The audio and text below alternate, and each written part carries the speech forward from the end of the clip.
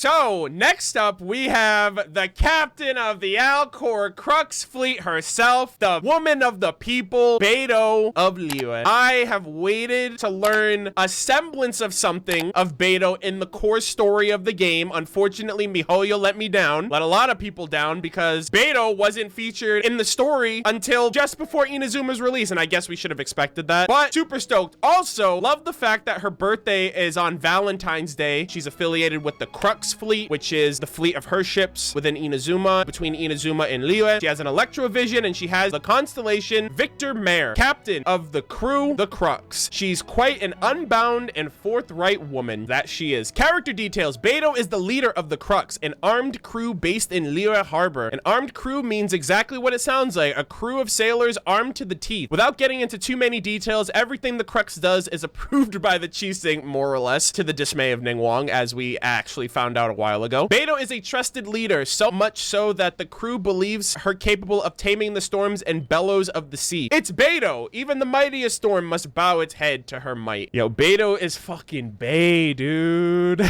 Character story 1. Beidou is something of a cultural icon in Liyue. Thank you! At least the fucking text actually puts respect on that. The kids love Beidou. Ningguang hates Beidou, which means that Beidou's doing something right. The common folk of Liyue love Beidou. I love Beidou. You love Beidou. A lot of people out here are fans of this character, and for damn good reason. Though her fame does not quite reach the same lofty heights as that of the Liyue Xiangling, one must be certain that every merchant of the city knows her name and that of the crew, the Crux. Naturally, there are rumors regarding someone of her status. People love to tell epic tales of her earth-shattering, or rather sea-splitting feats, tales of which her abilities are exaggerated to the point of superhuman levels, one of which I did read about her battle against Haishan. One of the storytellers was embellishing that story a bit, to the point where I just straight up believed it, because I'm like, it's Beidou. I guarantee you she did that word for word. One rumor is that she can channel electro energy with her sword. It is said that she once used it to cut a formidable sea monster from the depths of the ocean abyss in half in just one hit. Yo, see you later, Haishan. Passerbys who overhear such tales generally dismiss them as drunken ramblings, but to any who have voyaged with Beidou themselves, these stories are no joke. In their view, if this world really were home to giant sea monsters from the ocean abyss, Beidou would certainly be capable of cutting it in half. In summary, Beidou's abilities are every bit as impressive as her reputation in business circles. So if you hear her lauded as the uncrowned lord of the ocean, suffice to say that there is no smoke without fire.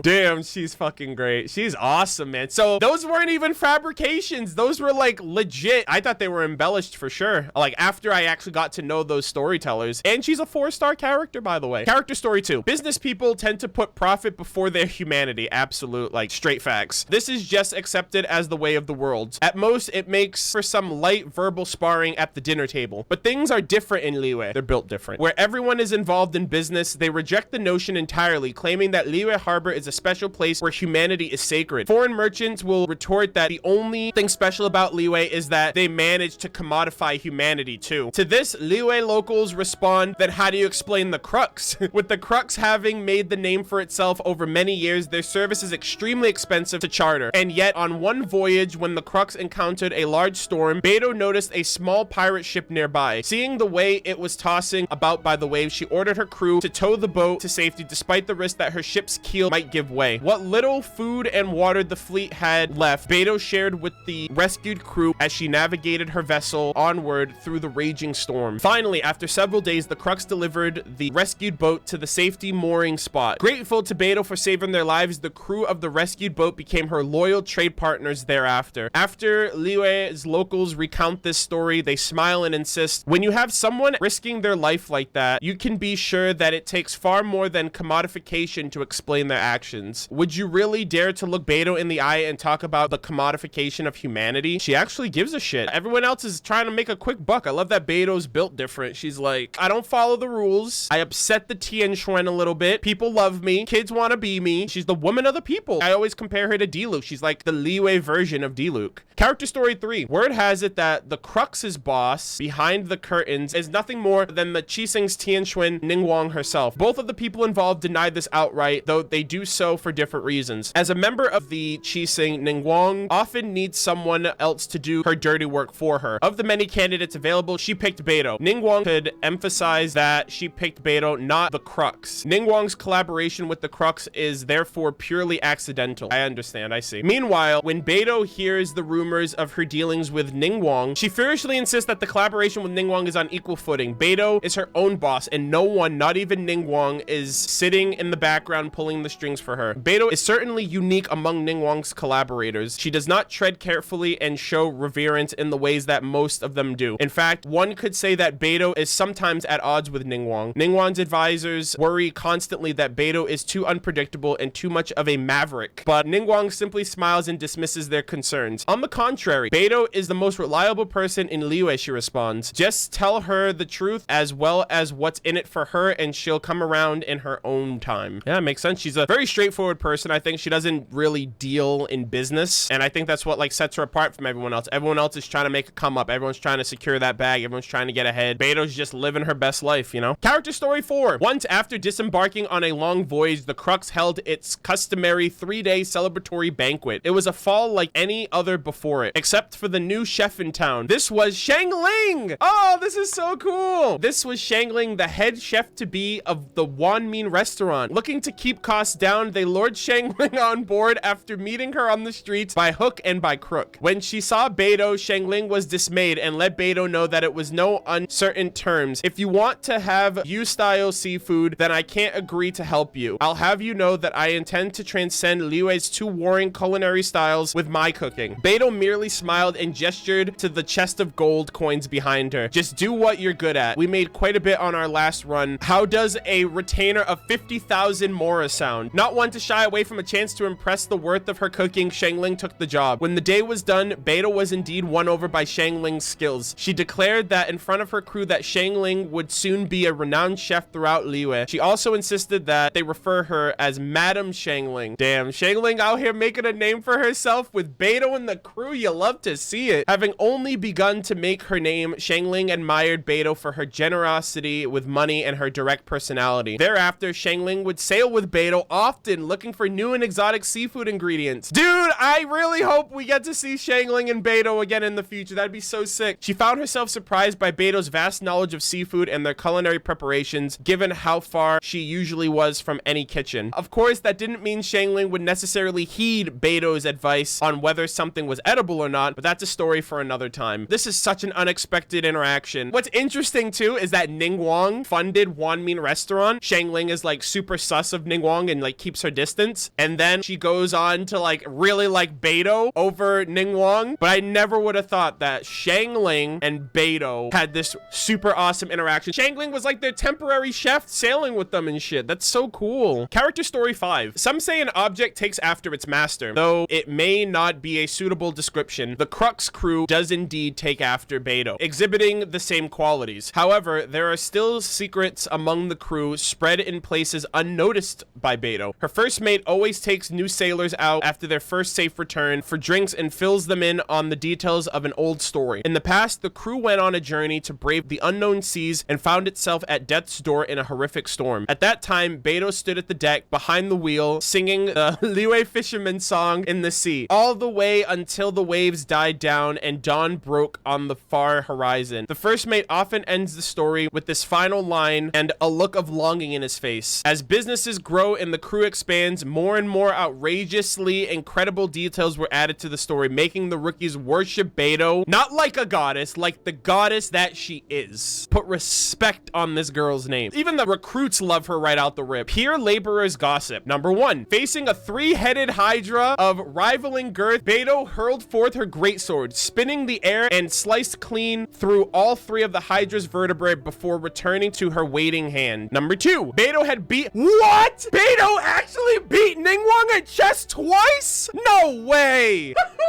That's actually impressive because that game is like so rigged. Are you kidding me? Is it the Liyue Millennial chess game? The one that Ningguang created? I'm assuming it's that one because she said no one's beaten her. But like, I don't think she would ever admit to anyone that Beidou beat her. The important part is not so much that she did win Ningguang's money, but more that she dared to. Number 3, since the day she slew the sea monster Haishan, Beidou has never sung a fisherman's shanty ever again. And number 4, yes, Beidou knows shanties, but don't you dare ask her that to her face. I mean, you know how that Hydra ended up, don't you? Dude, I hope this is all true. I know this is all gossip, but I hope it's true. I know the Haishan one is definitely true. Power that ended Haishan! I know for a fact that Haishan story is 100% true to a T. Beating Ningguang in chess twice is fucking impressive. And then the 2 sea shanty ones, you know, that's up in the air. You know, why wouldn't I believe that? It's Beidou. Beidou's fucking awesome. Here we go. Her vision. Liyue and Inazuma share a common saying. Its fins formed the sea deep, its tail the mountains high. The fishermen learned this phrase while ashore long ago and sing it over and over, spreading the tunes far and wide until it becomes a well-loved song people know today. Whenever the mists gather over the sea's surface, one can hear the distant song of the fisherman hidden in the white shroud. Its fins form the ocean's deep, its tail the mountains high. This was Beidou's childhood lullaby. The tale of Rex Lapis smiting the sea monsters had become legend amongst the people of Liyue. As a child, Beidou loved tales like this, and in her dreams she thought, one day I'm gonna see this big fish too.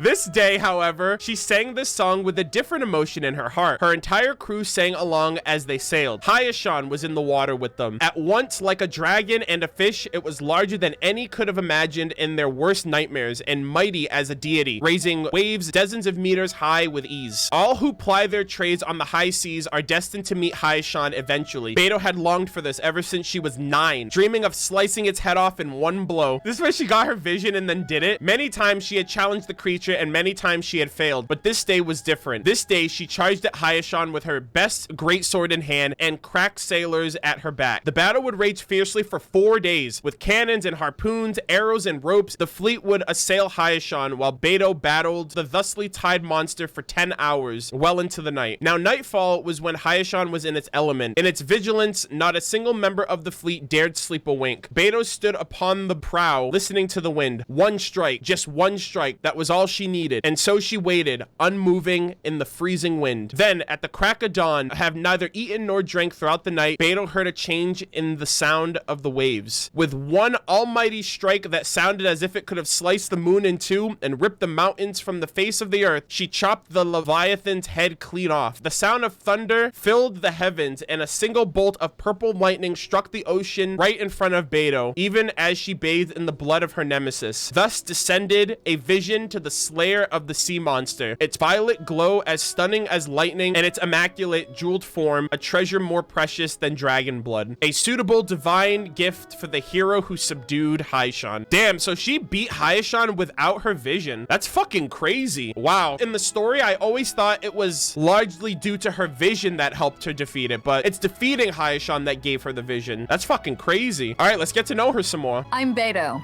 You've heard of my ship, the Crux, and its crew? If you too love adventure, then join me. I've got your back. Yo, we're in good hands. If you ever want to trade tactics, I'm always ready. Cold beer after a hard day's work. Nothing like it. God, she's so chill, dude. Beidou, I think, is like the one character in the game that I think everyone would love to hang out with. Beidou's just so cool. It's hard to remain on dry land for so long. You never seem to quite get my land legs back. Yeah, I like her voice actor too. Allegra Clark does a really good job. When stuck on a deserted island, rain is a precious source of drinking water. There's no need for it now, though. I wonder what happened to her eye, because her eye's covered. Maybe it'll talk about it here. Hey, it's just a little lightning. No need to fear it on the open ocean, so there's even less need to fear it on dry land. She's like, yo, if I can take lightning in the ocean, you can take lightning on the land. This weather would be great for setting sail. Wind's picking up. If sand gets in your eyes, be sure not to rub them. Yo, good morning. I'm about to head off. Coming with me? Yes, I'll go anywhere with you. Let's get Xiangling to whip us up something for lunch. Let's go! Believe me, a hot meal from her is far better than the salted fish we eat out at sea. God, I love that she's cool with Xiangling. All right, I'm off for a drink. No one willing to sell you a proper drink, huh? Perhaps I can. I love her. She's so fucking awesome. Time moves quickly. Go. May the wind be at your back. That laugh is like making my knees weak. I think I'm falling in love, guys. We're setting sail. Men, to your posts. A new adventure is about to begin. I'm the captain, so you can be my first mate, deal? Such names are too outdated for you, huh? We'll call each other whatever you wish then. All right, I'll call you Beidou. I tend to be a good judge of character. When you've learned to read the open ocean, reading people is a cinch. And that's how I knew you're the good sort the second I laid eyes on you. Hey, I respect that. I chose you as my crewmate, as my comrade on the sea. It gives me great pride to be able to say that. Damn. This is too good, guys. I'm in heaven right now. To those that don't have a vision, it must seem that those with visions are like flagships from the Archons to follow. As such, I make sure to fly my flag with pride. That is my motivation. There you go. Respect. At a loss? When you don't know what to do, just take the first step. The rest will figure itself out naturally. She has so much confidence. Gosh, I love the way she carries herself. She's great. Every time I return from a long journey and I see the Lapis Glades, I'm reminded that I'm almost home. The scenery out on the open ocean gets familiar real quick. Sure, they're birds of prey, but seeing them fly so freely is heartwarming. Ningguang, eh? As far as Liyue Qixing is concerned, she seems to be doing a good job. But for me, my responsibility lies with my ship and my men, and not with Liyue Qixing. I love how she doesn't, like, kiss ass. Beidou definitely has swag. She's just got, like, this aura to her. Nothing bothers her, nothing phases her, it seems like. Ningguang is never really one to speak frankly, but she has been very direct with her criticism of me in the past. But hey, whether she likes me or hates me is her choice. Nothing I can do to sway her. See, that's what I'm saying. She's just like, eh, too bad, so sad. When we're out on the open ocean, the one thing we do all miss is Xiangling's cooking. When spirits are low, just thinking of her fried Jueyun chili, bursting with flavor. It gives everyone just that little extra kick. God, Xiangling, I fucking love you so much. Xiangling, huh? Well, she sometimes uses some interesting ingredients in her dishes to bring about some, intriguing flavors. Though, there's no way she can improve without having someone to taste test. A role that I am more than happy to fill. There you go. She's the truth, dude. You mean the gentleman from Wangsheng Funeral Parlor? My men sometimes speak of the rumors surrounding him. He sounds interesting. Yes. If I get the chance, I'd like to meet him someday. Nice. One year, on the eve of the Lantern Rite, we ran into a storm as we were returning to port. Oh, shit. Try as we did, we only made it back to Liyue Harbor in the dead of night, long after the lanterns had all been released. Aw. As I looked towards Guyun Stone Forest, I saw an Adeptus floating in the air, in the form of what appeared to be a young boy. I guess it is like the legends say. There really must be those that watch over Liyue, even if they cannot be seen. Zhao, I love him. Zhao's great. Privately, Ganyu and I get on like a house on fire. But as you know, she's the secretary to the Liyue Qixing, and I'm not exactly in their good books right now. Doesn't bother me, but I wouldn't want to put Ganyu in a difficult position. So just keep what I said between us, yeah? Look at that. God, I love Beidou so much, dude. She's so fucking cool. She gets along with everybody, even Ganyu. Ganyu and I get together like a house on fire. That could be a good thing or a bad thing, depends on who you're asking. She's got a great personality, that one. The guys in the crew love that rock and roll of hers. Me? Oh, we have common ground. Just not when it comes to taste in music. Oh no! Another person that doesn't mess with Xinyan in one way or another. Unfortunate. Yao Yao. I don't know who this is. They're Ganyu's protege, apparently, and Beidou gets along with Ganyu, so I guess it makes sense that she knows Yao Yao. Yao Yao always comes on board to play when we're in the harbor. Ooh. Trouble is, when it's time for her to go, she gives you the puppy eyes, and no one has the heart to send her away. Aw. Means we're always cutting it quite close by the time we manage to set sail. Oh, is she like a kid? Kind of like Chi-Chi and Sayu and Klee, I assume? Dendro. So I guess we're gonna get her next year. Before you step foot on the Alcor, you need to answer one question. When the sea is full of perils, why is it you still wish to come aboard my ship? Cause I'll go anywhere you go, Beidou. That's how loyal I am to you. You want to know of my legendary tales? That's just my men exaggerating, adding in their own little details. Although if you were to ask me if I'm afraid of what monsters lurk in the deep, I'd tell you I have no fear of them. Yeah, that's the thing too, she's fearless. I'm pretty sure she's got like her personal insecurities, but because she doesn't let it show, I feel like that's just what makes her such a character that you just want to be around. I know people like that too. There are people so personable and they're so open and friendly that you just want to be friends with them. You want to be around them. You want to know why I help the common folk? Why not? Everyone has their low points in life. I don't really do anything other than help steer those who are truly lost towards a brighter future. It's very humble too. I like that. I've been through some hard times. When I was a child, we had little money, so nothing to eat, and lived for years by stealing fruit off of people's trees. Even after I got my own ship, I was cast out by pompous merchants. But me telling you such stories is merely for your amusement. I have no intention of making you live through it too. Damn, she came from rags too. That's crazy. She made something of herself though. That's ultimately what matters, I guess, right? I have many brothers that sail with me. Ooh. I have asked and remember why each and every one of them came on board. You, however, are special. I know you still have your own things to deal with, and as such, I won't try to rope you into coming on board permanently. But remember, there is always a place for you on board the Alcor. We're an honorary crewmate. Thank you, Beidou. Appreciate that. My hobbies? Let me think. Well, there's adventure, sailing, making friends, drinking, eating. More than I can count on one hand. She lives a pretty chill, normal life, honestly. If you can change something, change it. If you can't, don't waste time thinking about it. That's how I go about things. But really, if you get stuck, come find me. I'll help you deal with it. She's always there to help you out. I like food with robust flavors. Spicy fried meat or spicy tofu are my favorites. Sitting down to a big, hearty meal together where everyone can fill their bellies. Now that's when things get lively. All right. All this talk is making me hungry. Yeah, I'm hungry too. I love spicy. Spicy food's the best, dude. Variety is the spice of life, and so is spicy food. Not a fan of anything cold. Does nothing to fire up my appetite. I'd rather fry up a few fish. She's like the opposite of Chongyun, I just realized. Chongyun eats only cold dishes, and he can't stand spicy food. Great. I feel much stronger. We're making progress. Let's crack open a bottle to celebrate. Yo, crack open a cold one with the boys. A prime example. It is an honor to have you aboard.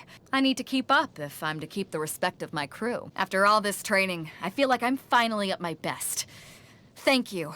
But please, I'd still like for you to keep me on my toes. So there is one more option here. I assume it might have something to do with Inazuma, which I haven't explored Inazuma yet at the time of this recording. It is with Kaedehara Kazuha, which I do already have him, and I already did the prologue. So I'm assuming it's going to be something regarding the Inazuma quest. I'm sure Beidou and her crew is going to help us get to Inazuma. I already appreciated and really liked Beidou. I heard nothing but good things about her from the NPCs of Liyue Harbor. I loved having her in my party and having her on my team when I did. She is already friendship 10 for me. I think Beidou's like in my top 10 favorite characters without a doubt. I love the way she carries herself. I love her swag. I love how carefree she is. I love that she doesn't put money or profit above people. She has a lot of humility. She's strong. She's confident. She's powerful. Commands an entire fleet of people that follow her into like the craziest situations that take certain type of person. I love everything about her. She's one of the best characters in the game. I'm so glad that MiHoYo is giving us something with her, making her a part of the prequel quest for Inazuma, and then I'm assuming she's gonna have somewhat of a role to play during like the Inazuma quest, getting the traveler to Inazuma. I'm a big fan of Beidou, love her character, finally glad to get more insight and more details about her overall. That is another character off the list, so I hope you guys enjoyed it.